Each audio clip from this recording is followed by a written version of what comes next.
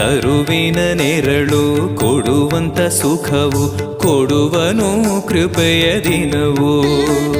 ಸ್ಥಿರ ಇರುವ ಮನ ಎನಗಿರಲಿ ಶರಣಾಗತಿ ಎಂದು ಬರಲಿ. ಭಗವಂತನ ಪ್ರಿಯ ಮಗನಿವನ ಸಾರಿ ಬದುಕು ಇರಲಿ.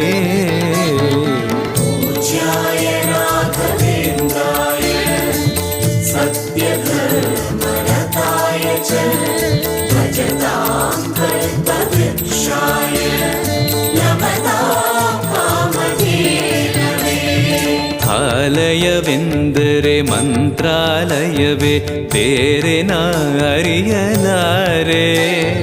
ರಾಜನು ಎಂದರೆ ಶ್ರೀ ಗುರುರಾಜನೇ ಮತ್ತು ನಾ ತಿಳಿಯಲಾರೆ. ಆಲಯವೆಂದರೆ